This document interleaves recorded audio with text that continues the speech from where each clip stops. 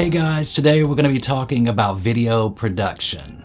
I get a lot of questions from you guys about what camera I use and what is my process for making my videos. So today, I'm going to answer all those questions in this video. We'll start out with a simplified version of my process, and then we'll quickly move on to the gear.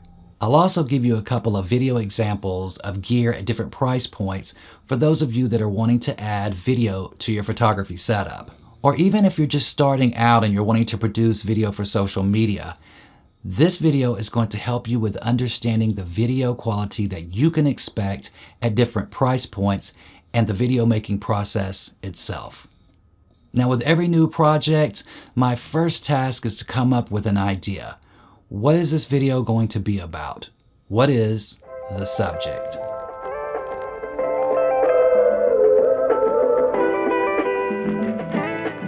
To come up with an idea, I first look over my social media comments and messages to determine if there's an issue or a problem I can solve. I also look at what are the most popular and upvoted videos I've done to get an idea about what my subscribers like. Some of my most popular videos are gear reviews, but every video I make can't be a review, so I have to take that into consideration too. My number one priority is that the video has to offer value to my subscribers. Whether that's raw information, inspiration, or both, it doesn't matter. There has to be a value proposition to the content. Okay, once I've settled on a subject, it's time to build out some dialogue.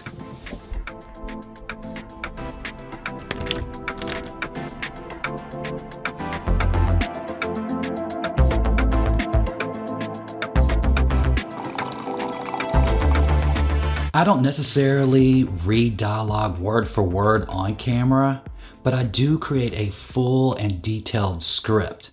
Then I'll spend a day or so fine-tuning it. I'll add and remove parts to keep everything on topic and flowing. For voiceovers, especially like a long list of technical specs, now I do read those from a script because it's just too much to remember and I need to be as accurate as possible. But for everything else, I read the script from my phone into my head, remembering the key points, and then just speak freely to the camera.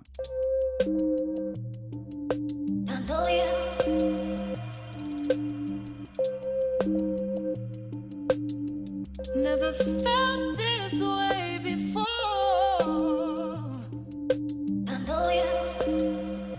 Once I have a script structured out, I start thinking about music. And I do this early on because sometimes a song can inspire how I'll record a specific video or scene. It can even affect the pace of a video sequence. Sometimes I'll use a song I've created myself, or sometimes I'll license music from a third-party service and I'll create a pool of songs that I like. Throughout the rest of the project's development, I'll revisit my music options. I'll start eliminating songs that don't fit or feel right. By this time, I'm starting to get an idea of the shots that I want.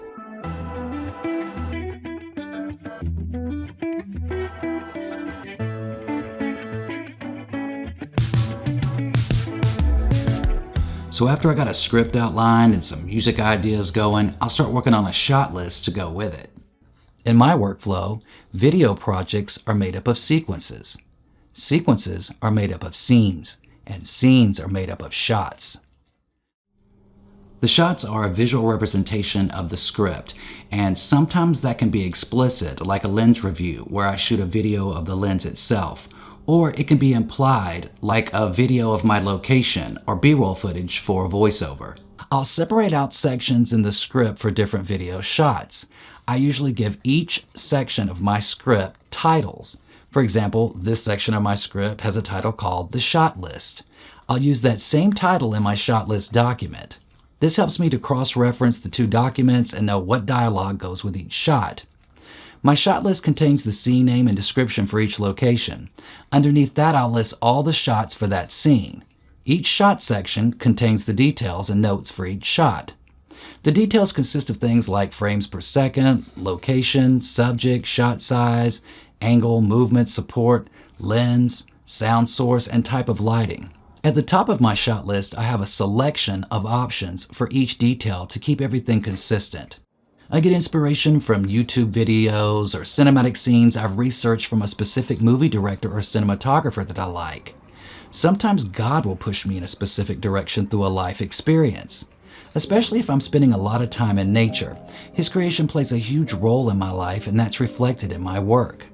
I love nature and natural light, but there are situations where natural light isn't always available, especially when you're shooting indoors.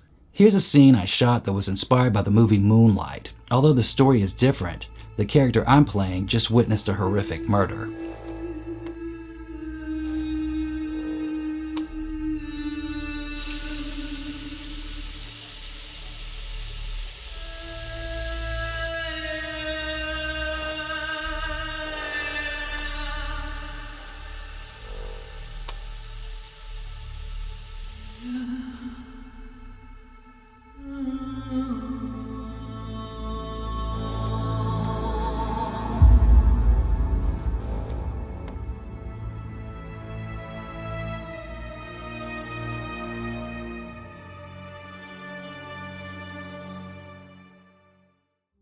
You'll notice in my cinematic videos that I use 3 focal lengths or shot types for each scene. I'll use a wide shot in the beginning. It's also known as an establishing shot, a medium shot for the subject, and I'll mix in close-ups, also known as detail shots. The shot types and choices are imperative to the storytelling process. The wide establishing shot gives the viewer a sense of where we are, our location. The medium shot tells them who the subject is and what they're doing. It brings the viewer in. The close-ups and detail shots give them a sense of what the environment is like there. You just have to get creative with the gear you have, which is a perfect segue into my next subject, the gear.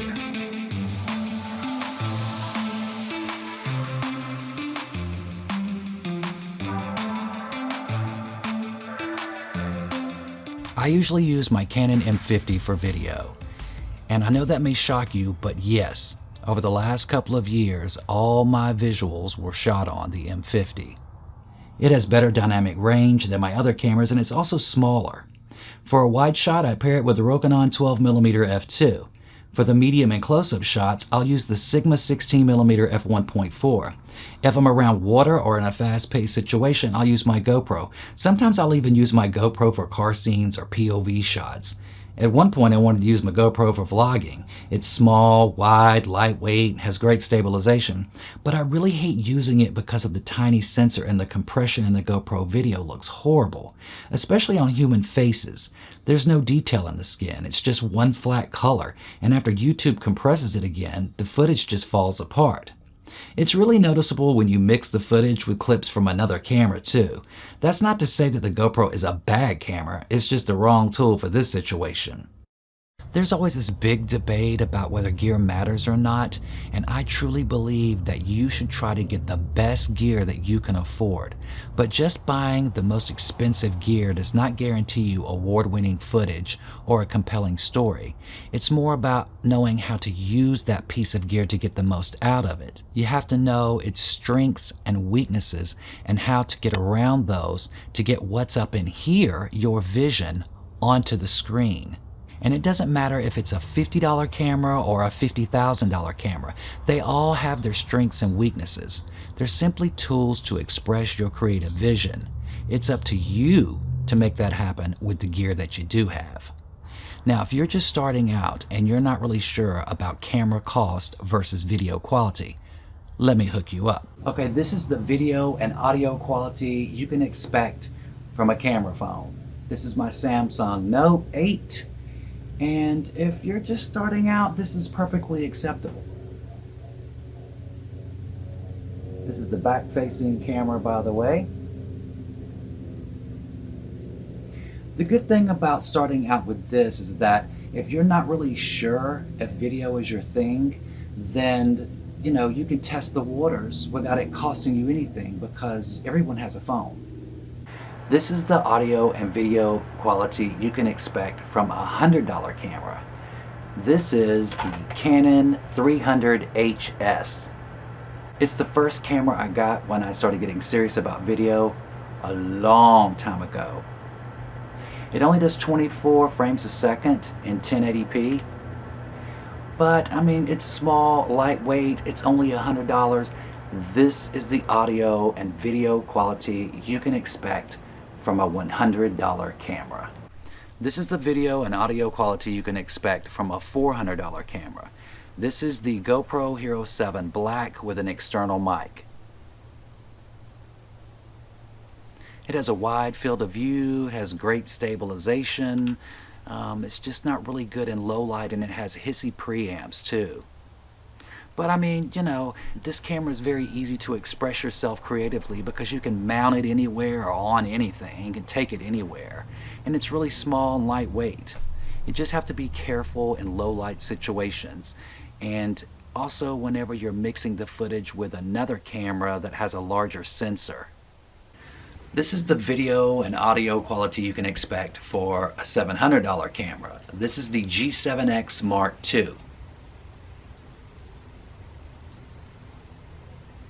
It has a 1-inch type sensor, decent stabilization, it's great in low light, but the audio is a little hissy and it doesn't have a mic jack. And the 24mm lens is a little tight for vlogging. But this camera is really great if you're like out and about somewhere. It's very versatile and it takes great photos too. Now there's a Mark III version of this camera that's out that I do not recommend. It has some autofocus issues. I'd go with the Mark II, or if your budget could afford it and you can increase your budget a little bit more, I would definitely go with the Sony ZV-1 instead. It's just a better camera all the way around. Just make sure you buy a lot of batteries. Now this is my rig. This is the video and audio quality you can expect for just under $2,000. This is the Canon M50 with the Rokinon 12mm f2.0 and a Rode Video Mic Pro. The camera was $800, the lens was $400, the mic was $200, and I also pair it with the Sigma 16mm f1.4, and that's another $400. So around $2,000, this is what you get. Now you could go with a full frame camera and spend even more money, but you'll notice if you go from a $100 camera to an $800 camera, the quality improves significantly. But after $2,000, the improvements aren't so dramatic. If you're just starting out, use whatever you can afford or you have, and spend more time working on crafting your storytelling skills. A good story told on a GoPro is way better than a horrible story told on a $15,000 full-frame camera rig. Truth. And no matter how beautiful your bokeh-induced B-roll is, no one's going to care if it doesn't support the story. I know these things because I had to learn them the hard way. I thought since I was a photographer that transitioning to video would be like super easy, but it wasn't. Photography and video are two totally different animals, even though they share the same tool set. Something else to think about is how comfortable you are in front of a certain camera. So you might be more comfortable or confident in front of a small GoPro or your phone. Then use those tools, use those cameras. If a interchangeable lens camera with a microphone on it makes you feel uncomfortable or insecure, then avoid those. A more expensive pro camera may not benefit you when you're just starting out anyway, because there's so much attention that has to be paid to it. You're always fiddling with the ISO, changing the lenses, putting on ND filters, worrying about the shutter speed, the audio volumes. Messing with all of that can take you out of your element and your story can suffer. It's something to consider, especially if you're recording yourself. Later down the road, you might get more comfortable in front of the camera and start understanding how it works, and then at that time you can scale up your gear. Well, that's it for today's show. It was a little weird making a video about making a video, but hopefully some of you were inspired, or you learned something new, or maybe you have a tip or a question you want to share with me. Leave them in the comment section below, and I'll answer you. And while you're at it, hit that like and subscribe button if you'd like to see more content like today's show. I'll catch you guys in the next one. Peace.